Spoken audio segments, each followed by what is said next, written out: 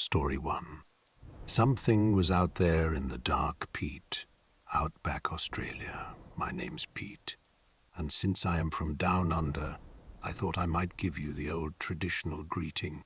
G'day, I am retired now, living out my days in peace here in New South Wales. And while I've done a lot of different things over the years, I spent the final 6 years of my working life driving cabs out in the bush. Life out in rural Australia has its own rhythm. It is a lot of farmland, wide open nothing, and skies so big they'll make you feel small in a way you can't really put into words. The days start early. Farmers don't sleep in, and I'd be out before the sun was up, picking people up from properties spread across miles of red dirt and dry grass. The roads out there are mostly dirt tracks or long stretches of highway with nothing but gum trees and kangaroos for company. And let me tell you, those kangaroos are all right during the day, but at night they'll jump straight out in front of you and scare the living daylights out of you. It was quiet work mostly. Nice and quiet. No traffic jams, no road rage, no city nonsense. Just the hum of the engine, the crackle of the radio, and the occasional tractor holding you up before you can ease around it. I got to know the locals pretty well. Got to know their farms, their routines, their names. In a place that remote, people trust you fast. You become part of the fabric. But there is one night I have never spoken about to anyone. Not my wife, not my kids, not my mates down at the pub, not until now. It was a Thursday in late autumn, and I remember that specifically because Thursdays were my long nights. I'd do a school pickup run in the afternoon, then take a break, then work the evening shift, picking up farm hands heading into town, couples going to the pub, that sort of thing. By 11 o'clock, 9 nights out of 10, I'd be heading back to the depot empty. This particular Thursday, I got a booking I almost didn't take. It came in through the dispatch radio, barely, because out in the bush, the radio cuts in and out depending on where you are. I caught maybe half of it. A pickup from a property called Mulga Creek Station, about 32 kilometers east of town along the Broken Hill Road. Long pickup, meaning I'd be out there and back with no guarantee of a return fare. Management didn't love those, but I was already out that way, and the night was dead. So I said yes. Now, Mulga Creek Station was not a place I'd been to before, but I knew the name. Everyone in that district knew the name. It had changed hands a few times over the years. Drought, debt, the usual reasons. And at that point it had been purchased by a bloke nobody in town had actually met. He'd bought it through an agent, paid cash, and moved in quietly. No handshakes at the pub, no introductions at the general store. In a town where everyone knew everyone, the new owner of Mulga Creek was just a name on a piece of paper. I turned off the highway onto the property track and immediately felt the change in the road. It went from sealed bitumen to dirt in about 20 meters. And from there it was a corrugated teeth, rattling track through dense mulga scrub, hence the name, I suppose. The headlights lit up a tunnel of low green branches either side of me, and the dust rose in my wake like smoke. After about 4 old place, Federation. Era, I'd guess, timber frame, iron roof, wide verandas all around. A single light on in the front room. There were no other vehicles I could see, no dogs, no animals. The kind of stillness that is not peaceful but absent, like the place was holding its breath. I waited a minute, then honked again. The front door opened and a man stepped onto the veranda. He was tall, very tall, and thin in the way that looks unhealthy, like someone who forgets to eat. He was wearing dark clothes, and he stood in the doorway for a long moment before walking toward the cab. He didn't wave or acknowledge me, just walked. He got in the back without saying a word. Evening, I said. Where are we headed? Town. He said just the one word. His voice was quiet and flat, no accent I could place. Not Australian, not American, not anything I recognized. "Righto," I said. "That'd be about 30 kilometers. You right back there." "Fine," he said. No, I am not the chatty type myself, so I didn't push it. Plenty of fares sit in silence, and that suits me fine. I turned the cab around in the clearing and headed back down the track toward the highway. We were about 2 kilometers along the property track when he spoke again. I looked in the rearview mirror, sorry. "Stop the car, please." I slowed down. "Everything all right, mate? You feeling sick or—" "Stop the car." I stopped. He didn't get out. He didn't say anything. He just sat there, perfectly still, staring out the side window into the scrub. The engine idled. The headlights cut through the dust ahead of us. "What are we looking at?" I asked, trying to keep my voice easy. "Shh," he said, and I shushed. I don't know why. Something in the way he said it made me comply without thinking. My hands were on the wheel, and I just sat there in the dark with this stranger in the back of my cab, both of us silent, in the middle of nowhere. Then I heard it. The night was completely still. The sound came again. A slow, deliberate movement through the scrub on the passenger side of the car. Something heavy moving slowly. Not in a panic, not fleeing, moving like something that knew exactly where it was going. Kangaroos don't move like that at night. Wombats are low to the ground and you hear them differently. This was bipedal, I was almost certain of that. Two-footed. Upright. The passenger side window was up, but I could see the branches moving at the edge of the headlight beam. Something was out there, about 10 meters into the scrub, paralleling the track, moving in the same direction the car was pointing, as if it was deciding whether to come closer. I'm not a man who scares easily. I've been in brawls. I've pulled over for accidents at 2 in the morning. I've driven through flooded crossings in the black of night. But something came over me in that moment. A cold, crawling certainty that whatever was out there in the scrub was wrong in some way I couldn't articulate. Not dangerous, like an animal is dangerous. Dangerous in a different way, something purposeful and patient. I looked in the rearview mirror. The man in the back was completely still, his face turned toward the window. I could not see his expression. "Drive," he said quietly. "Don't use the high beams. Just drive." I put the car in gear and drove. I did not use the high beams. The movement in the scrub stopped almost immediately. Or maybe it kept pace with us and I just couldn't see it anymore. I chose to believe it stopped. Neither of us spoke again until we reached the highway, when the tires hit bitumen and the lights of a distant farmhouse appeared on the horizon. I let out a breath. I hadn't realized I was holding. "What was that?" I said. I kept my voice steady. "Not sure," he said, and then, "It has been out there before." I looked at him in the mirror, at the station, around it, 3 or 4 times in the last month. "Always at night, always just outside the light. You should call the police," I said. They came out and walked the perimeter, found prints. "What kind of prints?" He was quiet for a moment.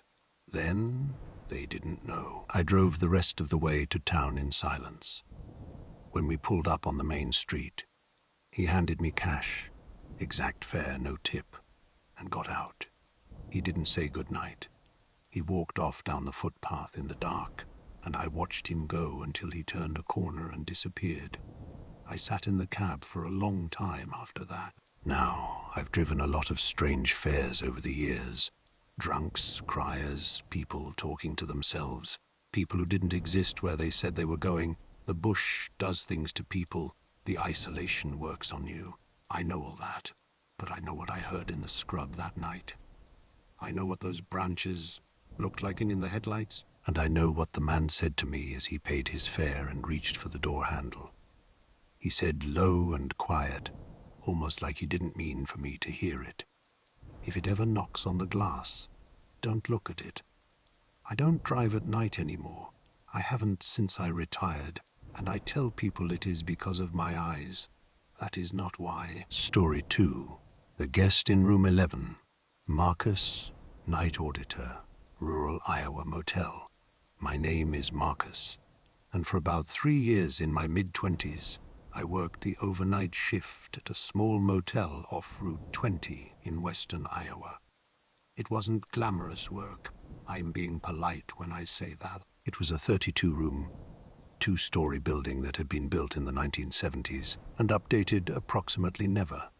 The carpet was the color of old mustard. The ice machine on the second floor hadn't worked since George W. Bush was in office. The pool had been drained and gated off so long that weeds were growing up through the cracked concrete at the bottom. But it was a paycheck, and the overnight shift, 11 p.m. to 7 a.m., had exactly one advantage once you checked in the last straggler for the night and did your audit report. You were mostly left alone. I could study, eat, watch television at the front desk. In theory. In practice, the first 2 years were pretty uneventful, and then the third year happened. I need to give you some context about the layout of the place. The motel was U-shaped, with the front office at the top of the U and the 2 wings stretching back toward a parking lot that backed up against a cornfield. Room 11 was at the far end of the left wing ground floor, last door before the corner. It was not a popular room. Guests who stayed there sometimes asked to be moved in the morning, citing sounds. The ice machine, they assumed, or pipes. We'd nod and move them, and not explain that the ice machine hadn't worked in 15 years, and the pipes had been replaced the previous summer. The sounds in room 11 were not the ice machine or the pipes. I don't know what they were. That is the honest answer. The first time I heard them myself was in February of my second year. It was a midweek night, barely any guests, maybe 8 rooms occupied out of 32. I was doing my walk, which was the one required task during the shift. At 2 a.m., you walk the perimeter of the property, checked the exit signs, made sure nothing was obviously wrong, and came back. It took maybe 12 minutes.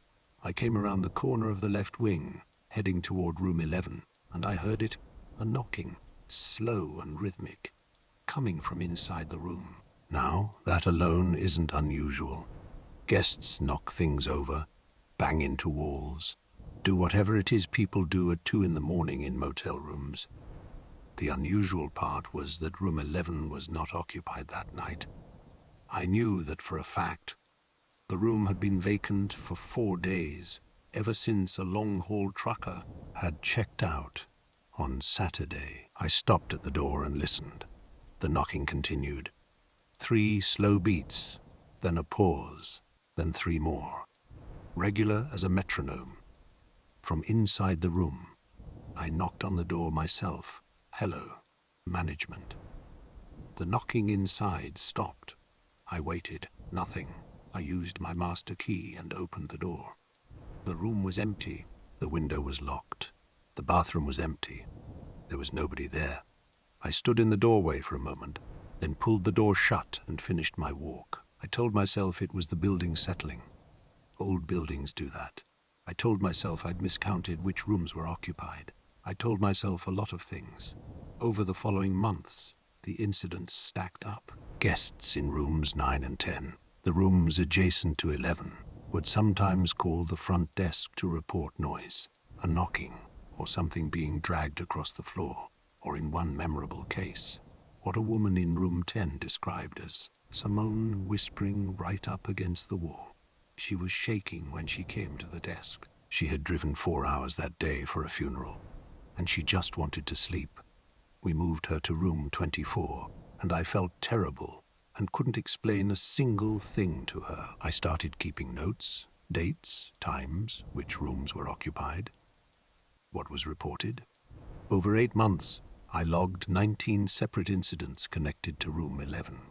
12 of them occurred when the room was unoccupied. 7 occurred when the room was occupied, but in those cases the guests reported sounds that had apparently not disturbed them enough to call immediately.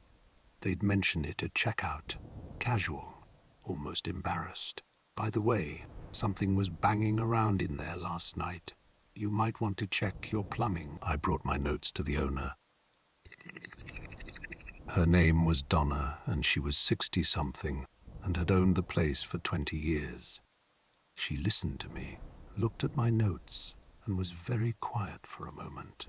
Then she said, "Don't put anyone in room 11 if you can help it. Just don't put anyone in there if you've got other rooms available." She walked away, and that was the end of the conversation.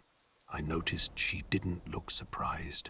She didn't look skeptical either. I stopped putting guests in room 11, except when the motel was nearly full. And when I had to put someone in there, I'd find a reason to check on them early in the morning.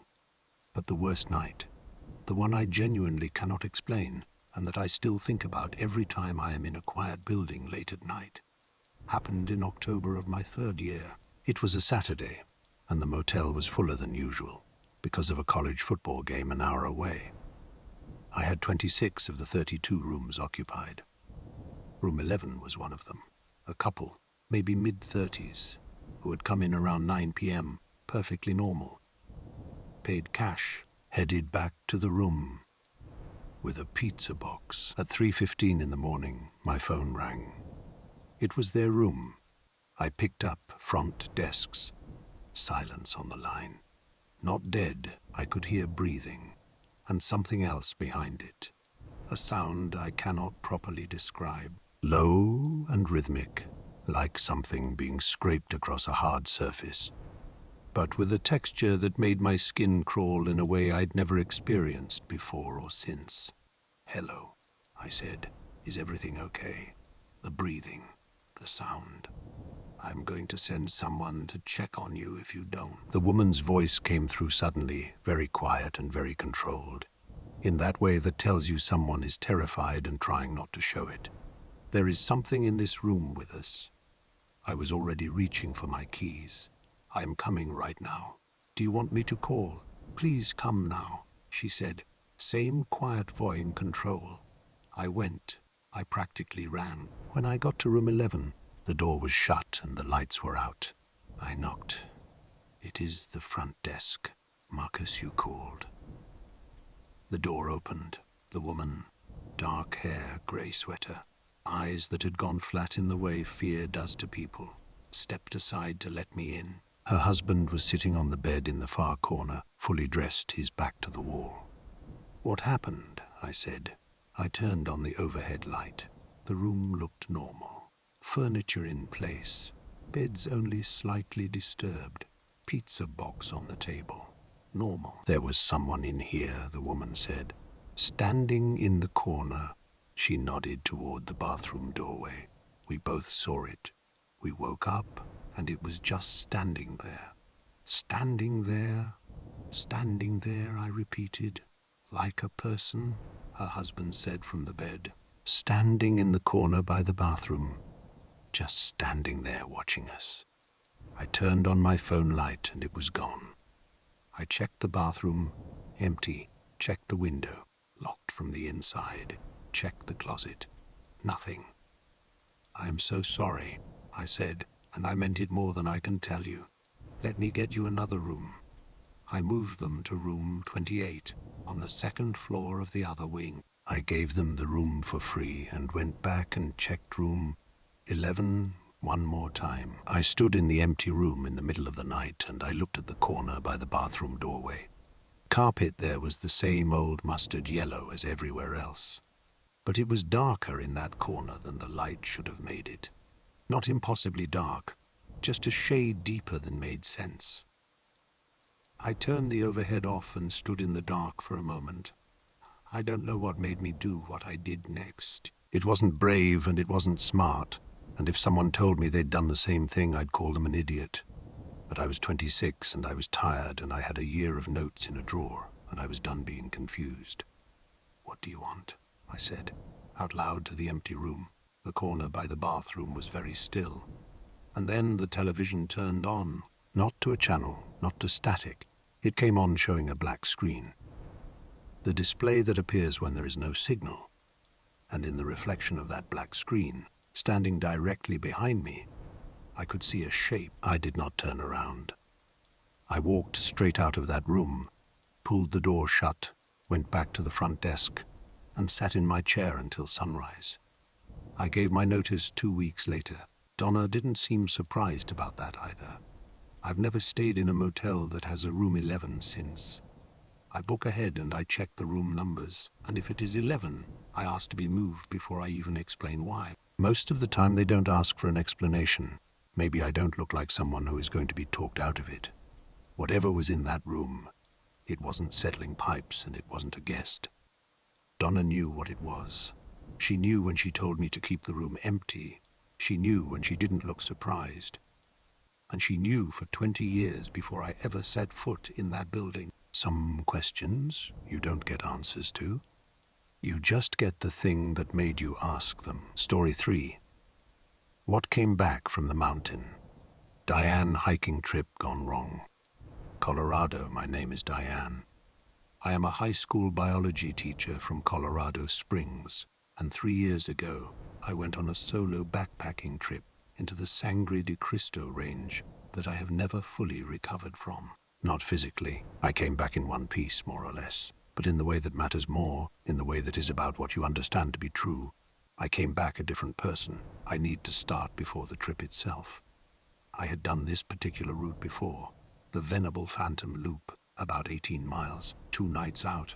I'd done it twice in my 30s and once in my early 40s. It is not a beginner trail, but it is not extreme either. Good elevation, beautiful basin scenery, reliable water sources. I had good gear, I knew the terrain, and I'd told my sister exactly where I was going and when to expect me back. I set out on a Wednesday morning in late August. Blue skies, minimal wind, temperature in the low 60s. The kind of day that makes you feel like the world is a reasonable place. The first night was perfect. I made camp in the lower basin just below treeline, cooked my freeze-dried pasta, sat outside and watched the stars come out until I was shivering, then slept deeply and well. The second day I made the pass over 13,000 feet and dropped into the upper basin, which is the part of the loop that feels genuinely remote. No cell service, no other trails intersecting, just high tundra and boulders and silence. I was setting up my tent on the second evening when I saw the other campsite. About 200 meters away, tucked against a large boulder, was a small tent, blue, looks like a one-person backpacking tent. I waved in that direction in case someone was watching, the standard trail courtesy. No wave back. Tent was zipped shut. I made my dinner, went to bed at dark, and slept well again. In the morning, I packed up and prepared to descend toward the trailhead. I passed close to the blue tent on my way out. As I got closer, I noticed things that unsettled me without me being able to say exactly why. The tent was not pegged down properly. 2 of the stakes were just resting on the surface of the ground, not driven in. A camp stove was sitting outside the tent door, unused, with no pot or utensils near. One hiking boot, just one, was sitting on top of the boulder beside the tent. I stopped, called out, "Hello, everything okay?" Nothing. I unzipped the tent. Inside, a sleeping bag, a backpack, a water bottle, and a small flashlight. The sleeping bag had been slept in and pushed back. Everything you'd expect from someone who had gotten up in the morning and left the tent, except for 2 things. The water bottle was full, and the backpack, everything was still in it. Extra clothes, food, first aid kit, the small zipper pouch people keep their car keys in. Everything. No one leaves their car keys in the backcountry. That is the one thing that you never leave behind, because without those keys you are not getting home. They were in the pouch, right at the top of the pack, like they'd been set there deliberately. I stared at the pack for a long time. Then I took out my emergency whistle and blew 3 times. The standard distress signal. Blew 3 more times. Nothing. I wrote my name, my phone number, and I was here at 7:45 a.m. Please have someone check this camp, on a page torn from my journal, and weighted it under the water bottle. Then I descended as fast as I safely could and drove to the nearest ranger station. The rangers were professional and took it seriously. They asked me good questions, had me mark the location on a topographic map, and said they'd send someone up that afternoon. They took my phone number. They called me 4 days later. The tent and its contents had been found exactly as I described. The name on the permit, because you do need a permit for that area, was listed as David Carlin. There was no David Carlin in any of the missing person reports in the state. There was no driver's license, vehicle registration, or any other record they could initially connect to that name. The car that had been parked at the trailhead when I went in had been towed after 3 days. A blue Subaru Outback, no damage, locked, registered to a Gerald Carlin in Wisconsin. Father, presumably, the ranger I spoke to was careful in what she said. She told me that searches of the area had not located anyone, and that without being certain a person was actually missing, there was a limit to what they could do. She thanked me for reporting it. She also said, almost as an afterthought, quiet, like she wasn't sure she should mention it, "You didn't see anyone on the trail, anyone coming down when you were going up?" I said no, she said. The other party that came through on Wednesday. There were 2 of them, couple from Pueblo. They reported seeing a man at the trailhead early morning. Standing in the parking lot, very still, just standing there looking at the trailhead sign. They said he looked. She stopped. Looked what? I said. They said he looked like he'd been crying. But he wasn't making any noise, just standing there with this look on his face. They didn't stop because they figured he was fine. People get emotional in the mountains. It happens. David Carlin has never been found. I know that because I've checked periodically over the past 3 years.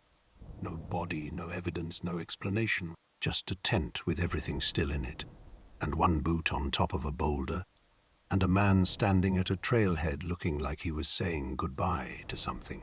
But that is not the part that truly sits wrong with me. I've thought about it, and I've decided the part I can't make peace with is this. I was at that campsite for about 12 hours. David Carlin's camp was 200 meters away. 200 meters at altitude is not far. Sound carries. At no point during that night did I hear anything from his tent. Not a cough, not the rustle of a sleeping bag, not the sound of a zipper, not a footstep, not a human sound of any kind. That could mean he'd already gone by the time I arrived. Or it could mean something else that I don't want to name, and I don't think you want me to. I still go backpacking. I can't give it up. It is too important to me, and I refuse to let one trip take that away.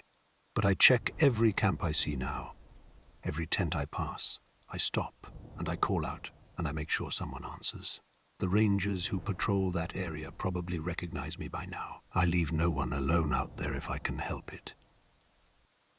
I think about David Carlin's boot on that boulder, and I walk a little faster, and I make a little more noise, and I look back over my shoulder on the descent just a bit more than I used to. There are places in the mountains where something gets into people. That is what the old stories say. The indigenous ones, the folk ones, the ones the old-timers in small Colorado towns still tell if you get them talking after a beer or 2. Something at altitude above the tree line, above the places where normal rules apply. Something that finds the people who are already fraying at the edges, already carrying something too heavy, and it reaches in. I don't know if I believe that, but I know there was a boot on that boulder, and I know no one ever found the man who left it there. And I know that the mountain was very, very quiet that night in a way that didn't feel like peace. Story 4, The Last Fair. Tommy, rideshare driver, Nashville. My name is Tommy. I am a retired rideshare driver out of Nashville, Tennessee. I say retired, but really what happened is I had one night about 4 years ago that changed my relationship with late-night night driving in a way that I haven't fully gotten over. Good hours, good tips. The sun up and the streets alive. Night driving. I leave to the younger guys. Let me tell you about the night I stopped. It was a Friday in November. Nashville in November is cold and loud. The honky-tonks are still full. The bachelorette parties are still rolling. And the demand is high because nobody wants to walk 3 blocks in the cold after last call. I'd been on since 4 in the afternoon, and it was getting close to 2 in the morning. I was tired and thinking about calling it. And then a long trip came in. Good surge pricing, worth staying out for. Pick up in East Nashville, drop off in Gallatin, about 30 miles. I headed to the pickup address. Residential street, quiet neighborhood, small bungalows set back from the road. The app showed the passenger's name as Claire. I pulled up and waited. The app started the timer, 2 minutes before it flags as a late pickup. I was watching the clock when the back door opened and a woman got in. She was in her 50s, I'd guess, very neatly dressed for 2 in the morning. A dark coat, her hair pinned up. She had a bag on her lap. She looked at me in the rear view and gave me a small, tired smile. "Thank you for coming out this late," she said. "No trouble at all," I said. Standard line. I started the trip on the app and pulled away from the curb. We drove for a while without talking, which was fine with me. The city thinned out as we headed north on Gallatin Pike, giving way to strip malls and then suburbs, and then the quieter residential streets on the other side of the city. About 15 minutes in, she said, "Can I ask you something?" "Sure," I said. "Do you ever pick up people and get a feeling about them? Like you know something's wrong before they say anything?" I thought about that. "Yeah," I said honestly. "It happens. What do you do when it does?" I glanced in the mirror. She was looking out the window. "Depends on what kind of wrong," I said. "If they're sick or drunk, I try to make sure they get where they're going safe. If they're dangerous, to me or themselves, I figure something out." She nodded slowly. "I drove for years," she said. "Not rideshare, volunteer driving, taking people to appointments, hospital dialysis, that kind of thing. For a charity in my church, that is good work," I said, and I meant it.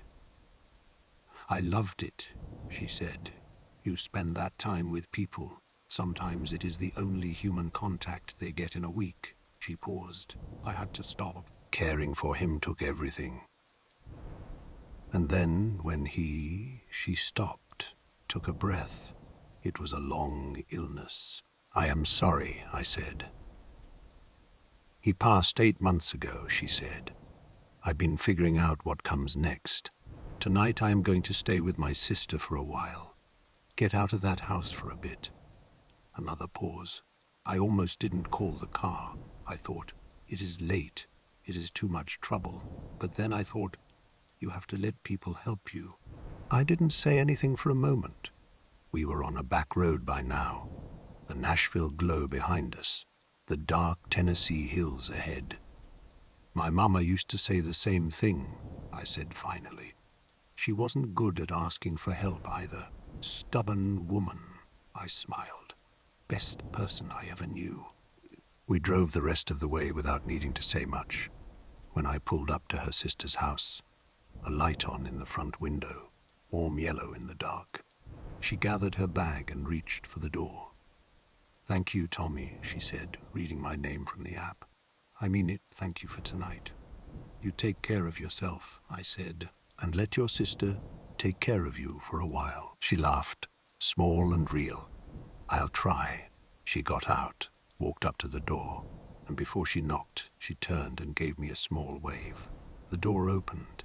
A woman about her age pulled her inside and hugged her right there on the doorstep, and the door closed, and the light stayed on. I sat there for a minute before pulling away. Something had settled in my chest that hadn't been settled in a while. I am telling you that story because of what happened 40 minutes later. I was headed back south, empty car, thinking about calling it in and going home, and I got another request. Late, long pickup, out past Hendersonville. pickup address in the middle of nowhere, no surrounding streets, no businesses, nothing. Just a map pin in the dark, no name on the request. The app showed the account as a new account, created that day. I accepted it before I thought it through. I was tired. As I got further out, the roads got narrower. By the time I was within 2 miles of the pin, I was on a single-lane road with no shoulders. Cornfields on both sides, no other headlights in any direction. The GPS was showing the destination getting closer, but there was nothing around me. No house, no structure, no lights. The destination pin put me on the side of the road between 2 fields. Nobody there. I pulled over, left my hazards on, looked around, nothing. Then my phone buzzed. A text from the passenger through the app. It said, "Keep driving. 1 more mile. Turn off your lights when you turn off the road." I stared at that message for a long time. Then I cancelled the trip, did a 3-point turn on that narrow road, and drove away at a speed that was probably not legal. I don't know what was waiting at the end of that road. I don't know if it was kids playing a prank, or something worse, or something that doesn't have a clean explanation. I know that my body knew before my brain did. My hands were shaking before I'd consciously decided to leave. I called it for the night, drove home, got into my house, locked the door, sat at my kitchen table with a cup of tea until it was light outside. The next morning, I called my daughter in Memphis. We talked for an hour. Then I called my buddy Jerome, who I hadn't properly spoken to in months, and we made plans to get lunch. Then I went back to driving, day shifts only, from then until now. Here is what I've learned from years of this work. People are mostly good, mostly, and most of what feels threatening in the dark turns out to be nothing. But the darkness is also real, and the things in it are sometimes real, and the instinct that tells you to turn around is old and honest and worth listening to. I listened to it that night. I came home, and the truth is, I think about that first passenger. Claire in her dark coat, with her overnight bag and her long grief, and her bravery in letting someone help her. More than I think about the dark road and the message and the thing that was waiting in the field, because she is the part that was true in the way that matters. She is the part that was human. The other thing, whatever it was, it didn't get me. And it never will, because I know now when to drive away and when to lock the door and when to call the people who love me while it is still morning and the world still looks the way it should. You do the same, whatever road you are on, whatever it is that is following you.